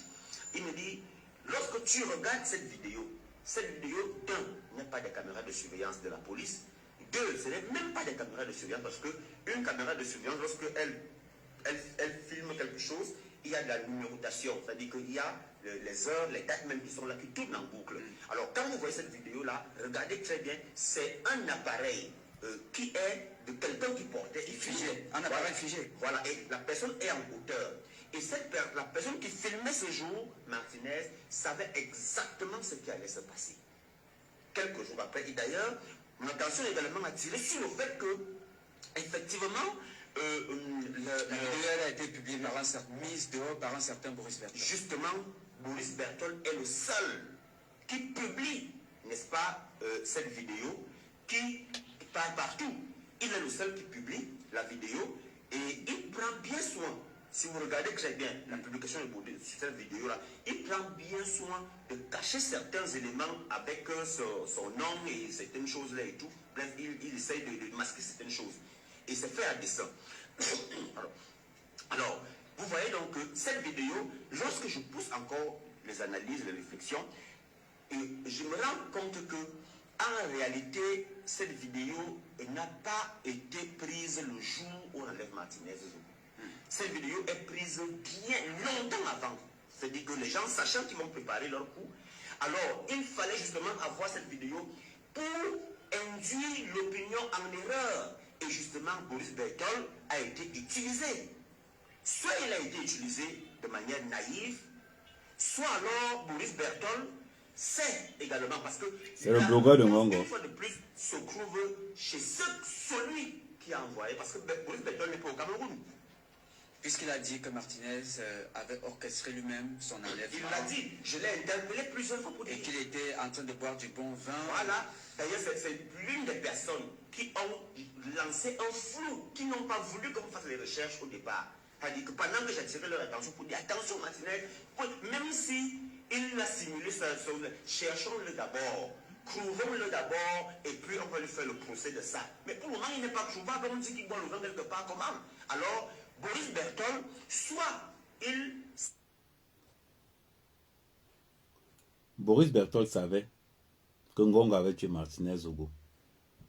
Tout comme J-Point, tout comme Paul Chuta, tout comme Jumento. D'ailleurs, je vais vous faire encore un petit truc. C'est pour ça que c'est très bien ce qu'on appelle un journal, un blogueur d'investigation. Pourquoi je vous dis ça? Je vais vous faire écouter quelque chose d'autre. Là, on a écouté Ola Bébé. Maintenant, on va écouter quelqu'un de très précis, quelqu'un qui est très très proche de Ngongo. Xavier Messé dit ceci. Sur l'évolution du métier, et également ce matin, nous avons besoin de lui pour comprendre comment il apprécie l'actualité autour de ce décès de Martinez Zogo de Radio Amplitude FM. Xavier Messé, bonjour et merci d'être avec nous. Bonjour Cyril et bonjour à tous les auditeurs. Merci. Alors la question qui vient à l'esprit d'emblée, c'est de savoir, vous avez vécu les moments où vous avez été au courant de l'enlèvement de Martinez Zogo. Une fois vous avez appris qu'il avait été enlevé, quel est le sentiment qui vous a traversé l'esprit? D'abord, j'ai été parmi les personnes qui ont suivi, je suis parmi les personnes qui ont suivi cette affaire depuis le début. Je l'ai suivi minute par minute. Et je vous avoue que depuis l'enlèvement de Martinez, j'ai perdu le sommeil. Et j'ai mis en place un dispositif de sorte que je sois systématiquement informé, que ce soit par des recherches et par des personnes qui étaient des voisines de Martinez. C'est ainsi que j'ai été parmi les... La question que je pose, Xavier Messé va nous dire qu'on enlève Martinez à 23h. Xavier c'est nous dit, à Monjo Vision, que Martinez Zogo, on kill Martinez Zogo à 3h du matin, il est au courant à 4h. Mais on lui demande de ne pas parler. Martinez Zogo, qui fait partie du service de Xavier Messé, qui fait partie du service de renseignement de Ngongo. Je vais encore dire quelque chose. Alain Ekassi, homme de main de Fouda, garde-corps du Martinez Zogo. C'est bizarre que les gens viennent kidnapper Martinez Zogo. Tous ces gardes du corps ne sont pas. Les gardes-corps de Martinez Zogo, ce sont les mêmes gars qui travaillent pour l'amiral Fouda. Alain Ekassi, garde-corps du Martinez Zogo. Qui était avec Martinez Zogo la veille? C'est bizarre, tous ont disparu alors qu'on venait enlever Martinez Zogo. Question. On continue. Toute première personne a été informée, n'est-ce pas, de son assassinat, mais je n'avais pas le pouvoir, je n'avais pas le droit d'informer les personnalités, il fallait laisser cette... On informe qu'on a tué Martinez Zogo. On killa Martinez Zogo à 3h. Xavier me s'est informé à 4h. Mais il vient dire à Monjo Vision, je n'avais pas le droit de dire. Parce qu'on m'a demandé de ne pas dire. On vient de te dire qu'on a killé ton collègue journaliste. On vient de killer Martinez Zogo. Et tu montes à Monjo Vision pour dire que oui, j'étais le premier parce qu'on a killé à 3h du matin. On m'a informé à 4h. Et on m'a demandé de ne pas dire. Waouh. Waouh. Bravo Ngongo. Tout ça parce que Martinez Zogo froissait le top de Tanga. Tout ça parce que Martinez Zogo fracassait le bombou de Tanga. Waouh. Bravo. Bravo le service. Bravo l'État du Cameroun.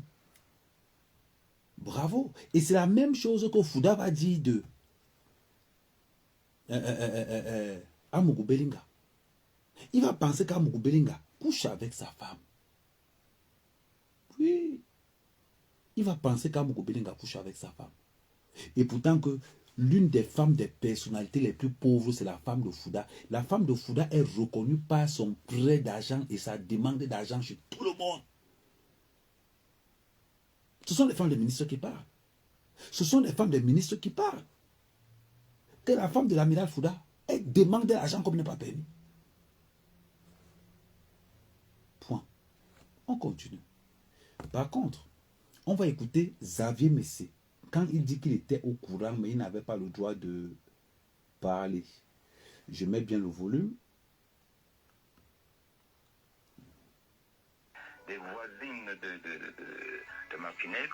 C'est ainsi que j'ai été parmi les toutes premières personnes à être informées, n'est-ce pas, de son assassinat. Mais je n'avais pas le pouvoir, je n'avais pas le droit d'informer les personnalités. Il fallait laisser ce travail qu'il soit fait par les personnes indiquées, c'est-à-dire les responsables de la sécurité ou de la justice.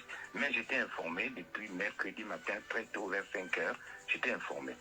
Vraiment, c'était de la douleur pour moi parce que c'est quelqu'un que je connaissais très bien. Donc il a été enlevé mardi soir. Oui. Et il a été assassiné le même soir. Il a été assassiné le même soir aux environs de 3 heures du matin. Et j'ai été informé vers autour de... Imaginez la précision.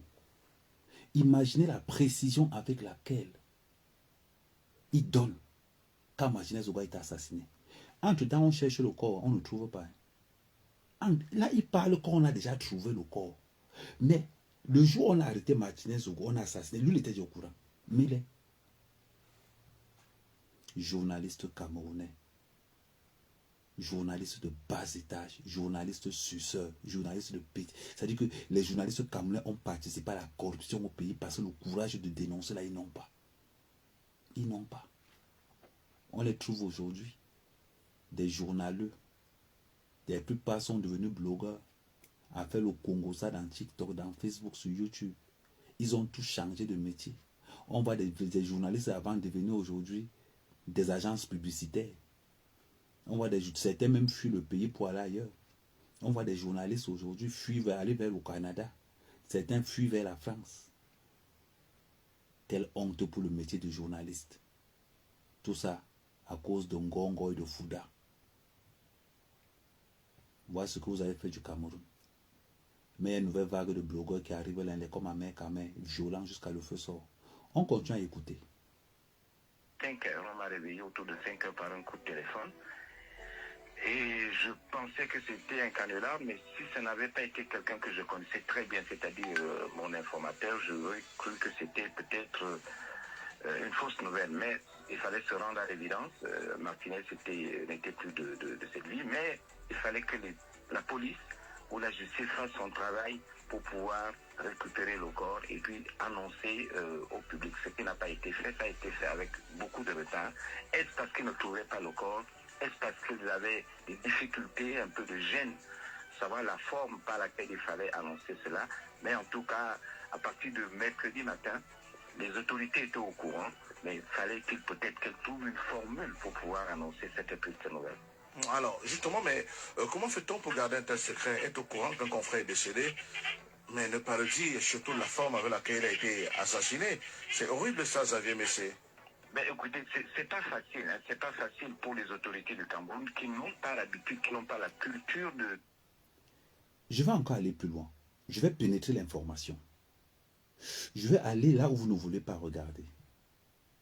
Xavier Messé au téléphone sur Balafon.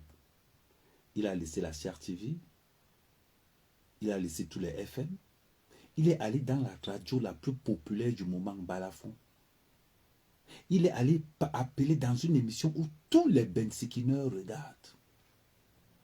Tout était travaillé minutieusement pour faire tomber Eko à Mugubelinga. Eko ne couchait pas à la femme de Ngongo. À Mugubelinga ne couchait pas à la femme de Ngongo. Le rapport, hein? Martinez Oga toujours insulté à Mugubelinga quand Mugubelinga ne le dépannait pas. Mugubelinga avait eu l'habitude. Mugubelinga ne peut pas qu'il a Martinez Oga parce qu'on l'a insulté. Mais il y avait une seule personne qu'on n'insultait jamais au Cameroun. C'était Ngongo. La pieuvre. La pieuvre. Nous sommes déjà à moins 15 minutes de la fin de notre émission. N'oubliez pas, la Brigade des Patriotes, c'est tous les jours de 22 h à minuit. Donc, ce que nous allons faire, c'est que je vais laisser les gens poser leurs questions par écrit. Je ne prends personne. Et je répète toujours, pour tous ceux qui sont au Cameroun, je vous évite. Et ça, je vous dis, pour tous ceux qui sont au Cameroun, je vous évite de tapoter mes likes. Je vous évite de liker mes likes. C'est-à-dire que je vous déconseille de liker. Pour tous ceux qui sont au Cameroun, laissez la diaspora le faire. Bon, maintenant, pour tous ceux qui ont des questions concernant ça, mais je vous confirme, les nudes sont dehors.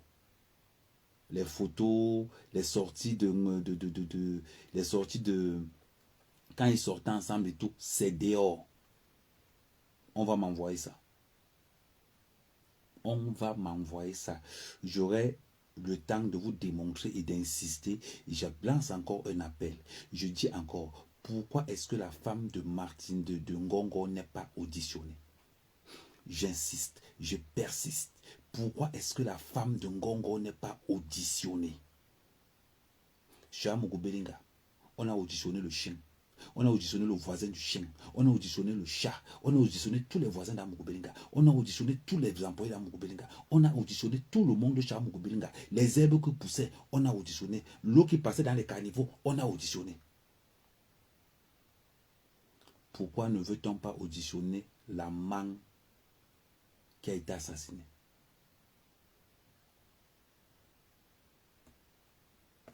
Je ne sais pas pourquoi il n'y a pas un mandat d'amener sur la femme de Ngongo.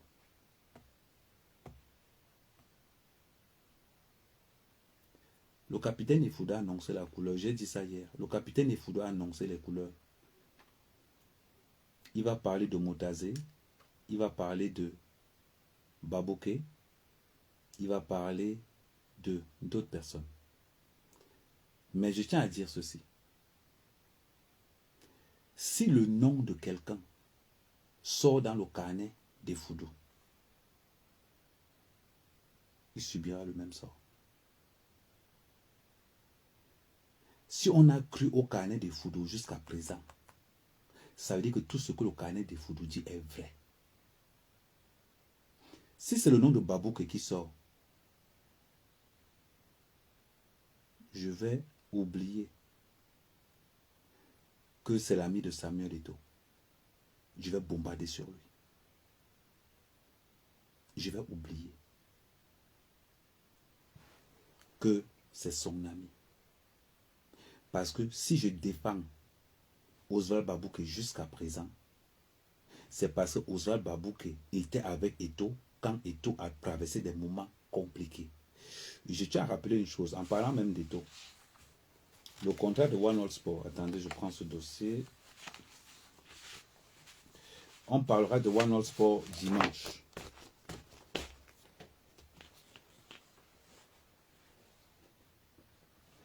On parlera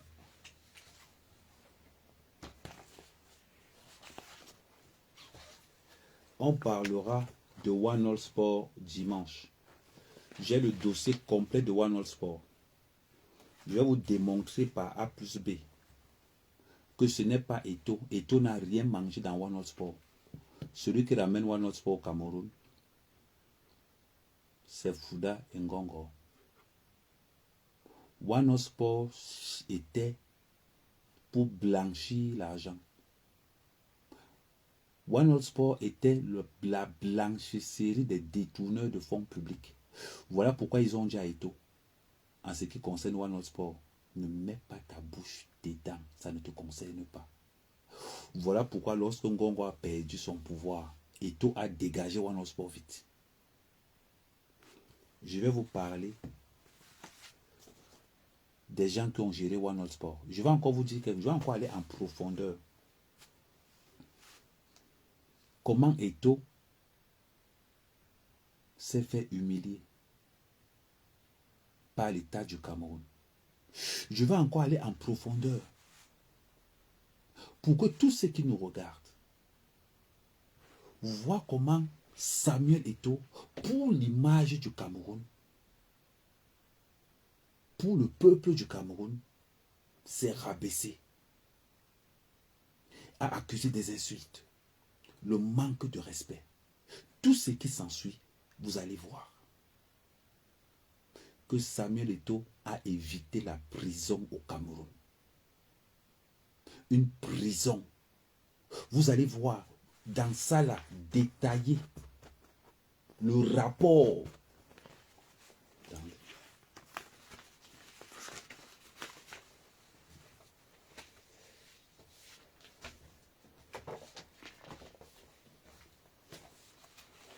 Le rapport envoyé à la présidence du Cameroun.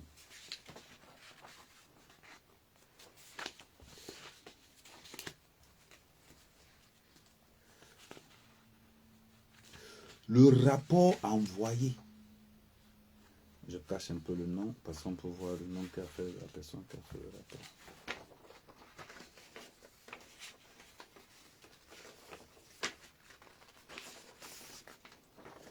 Le rapport, ce qui est barré en noir là, c'est les noms des gens. Le rapport qu'on a envoyé au chef de l'État en ce qui concerne Samuel Eto'o.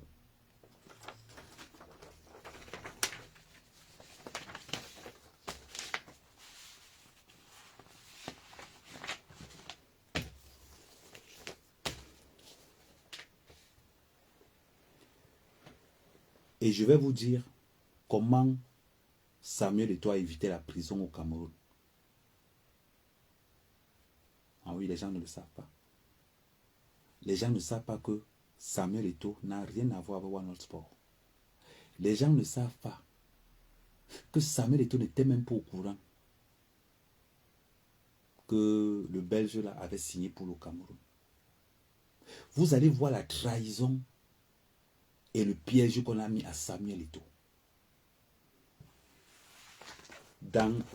Ça va se passer dimanche. Ça, on va voir ça dimanche. Dimanche, la trahison de Samuel Eto'o par l'État du Cameroun. Comment Paul Biya a donné le feu vert à Samuel Eto'o de trouver un code d'envergure internationale. Voilà pourquoi Samuel Eto'o a contacté Mourinho. Une fois que là, ça a fugué dans les oreilles parce que c'était un document top secret. C'était une information top secret que seul Samuel Eto'o savait. Quand Samuel Eto'o sort pour aller chercher, Ngongo se retrouve au courant. Ngongo va signer Marc Brice avait pour objectif de détruire Samuel Eto'o, de faire de Samuel Eto'o. Pourquoi je vous le dis? Vous allez constater plusieurs choses. Paul Biya, pour préparer sa campagne présidentielle, a demandé à Samuel Eto'o, trouve-moi un coach d'envergure internationale pour calmer le Cameroun, à la place de Somba Anak. Je tiens à rappeler quand même que ce n'est pas Eto'o qui choisit Somba Anak. En passant. Celui qui choisit Somba Anak, c'est Paul Biya. C'est Paul Biya qui choisit Somba Anak comme coach du Cameroun. Après la déception, Paul Biya, pour préparer donc les élections présidentielles, demande à Samuel Eto'o de lui chercher un coach d'envergure internationale pour calmer l'état du Cameroun. Qu'est-ce qui va se passer? Ngongo va passer par derrière, avec le clan Ngongo passera donc par derrière pour mettre Marc Brice avait pour intention de détruire la carrière de Samuel Eto'o pour que Samuel Eto'o ne soit pas un élément fondamental pour la campagne présidentielle de 2032. Nous allons revenir sur ça dimanche. Mais en attendant, demain, nous allons parler des hydrocarbures. Nous allons toujours parler... Attendez, je mets ça de ce côté.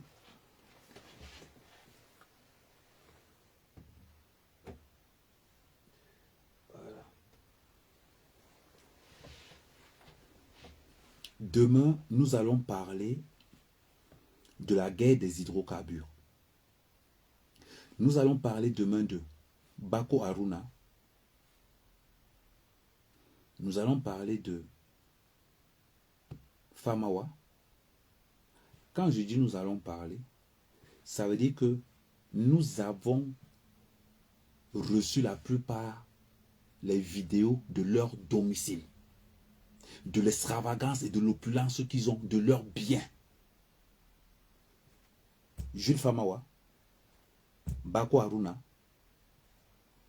Membi, et nous allons parler de Nathalie Mundjiki, nous allons parler du ministère de Mines, et nous risquerons de parler de l'assassinat du ministre des Mines par le clan Ngongo. Tout est lié. Tout ça est lié. Nous allons parler des hydrocarbures, du clan Ngongo, qui est différent du clan Mundjiki. Mais sauf que, en parlant de Nathalie Mundjiki, vous savez, j'ai toujours soutenu Nathalie Mundjiki. J'ai toujours soutenu Nathalie Mundjiki. Mais, je vais vous expliquer demain l'escroquerie que Nathalie Mundjiki a mis en face via une holding résidant en Angleterre qui n'existe pas sur les papiers, où on va se retrouver que c'est une famille yéménite qu'on a donné 23 milliards. Que Nathalie Mundjiki va mettre dans sa poche et on nous dira 2-3 ans plus tard que la société n'existe plus, que c'était un faux truc. Donc, demain, la fortune des Camerounais qui sont dans les hydrocarbures. Nous allons les détailler un par un. De Bako Haruna, en passant par Simon Djonou, en passant par Mebi, en passant par Jules Famawa, en passant par Nathalie Mundjiki, en passant par le ministre de Mines, par intérim, celui qui est là par intérim.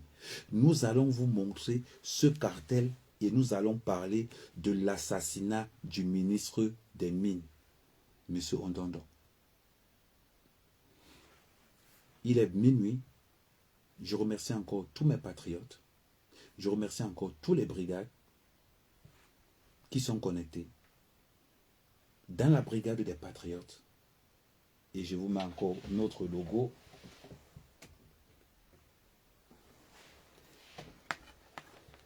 Dans la brigade des patriotes, il n'y a ni colonel, ni général.